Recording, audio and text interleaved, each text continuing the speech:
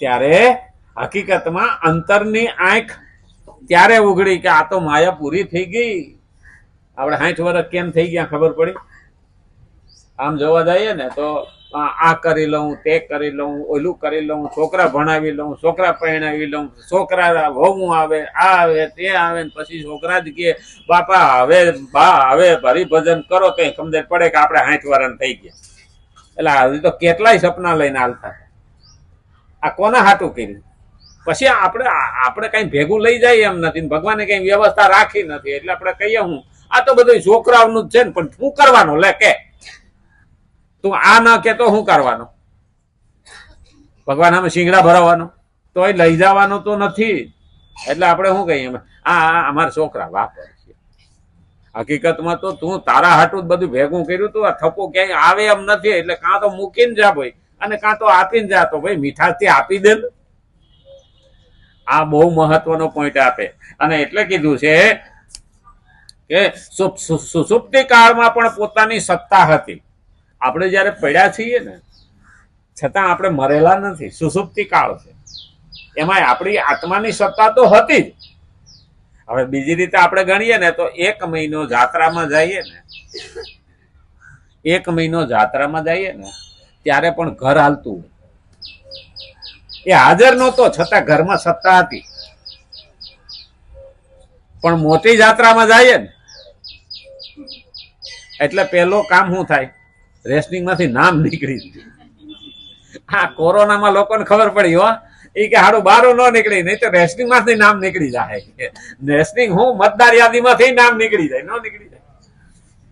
એ જાત્રા આ જાત્રામાં ફરક છે. પેલી આપણી સત્તા હતી, હાજર હતા, કારણ કે મર્યા નહોતા, બહાર હતા. અહીંયા હાજરી નહોતી છતાં હતા. તો ભગવાનની અહીંયા હાજરી નથી છતાં છે. એટલે આપણે શું કહીએ છીએ? કણે કણમાં ઈશ્વર વસેલો છે. ઈશ્વર વયો જતો નથી. આપણે નતા તોય હતો, આપણે છીએ તોય છે, અને નહીં હોય તો પણ રહેશે. તો ભગવાન કે તું તો મારો અંશ છો. તો તારો આ દેહ નતો તોય તું હતો, આ દેહ નહોતો તોય તું હતો, આ દેહ છે તોય તું છે, અને આ દેહ નહીં હોય તો પણ તું રહેવા. મમે અંશ જીવ લોકે જીવભૂત સનાતન.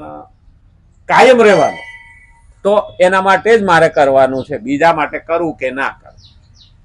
પણ આપણે બીજા માટે કરવામાં આપણું રહી ગયું. હા, ઘણી વખત રેલવે સ્ટેશને મૂકવા જતા હોય મહેમાનને, તો હું આવજે ને આમ કરજે ને તેમ કરજે ને. ટ્રેન ધીમે ધીમે હાલવા માંડે, મહેમાન હેઠે રહી જાય ને આપણે વયા જઈએ.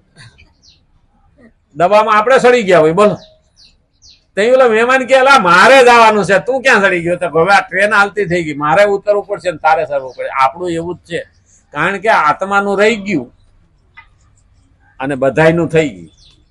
આપણે જે કરીએ છીએ ને એ આપણા માટે, આત્મા માટે થતું નથી, અને આત્માનું જે કરવાનું છે એ થતું નથી. અને એટલે જ કીધું છે એવી સ્મૃતિ કે જ્ઞાન ન થતા સ્મૃતિ અનુભવજન્ય હોવી હોય છે. સ્મૃતિ એટલે યાદ શક્તિ, અનુભવજન્ય. જેનામાં અનુભવ છે ને એ આપણે મોટી ઉંમરના માણસને શું કહીએ? ભાઈ તારા કરતા દિવાળી એની વધારે જોઈ છે. એનો મતલબ એની પાસે અનુભવ વધારે છે. અને એટલે જ જ્યાં ન પહોંચે રવિ ત્યાં પહોંચે કવિ, જ્યાં ન પહોંચે કવિ ત્યાં પહોંચે અનુભવી. એટલે કોઈ માણસને નાનો, નબળો, હલકો, બિચારો, બાપડો સમજવો નહીં. એની પાસે કાંઈ નથી તો અનુભવનું જ્ઞાન તો છે ને છે જ. પણ આ તો ટાઈમ થઈ ગયો ને, આવતીકાલે જો. રામચંદ્ર ભગવાન, કૃષ્ણ કનૈયા લાલ કી, ગજાનંદ ગણપતિ ભગવાન નમઃ.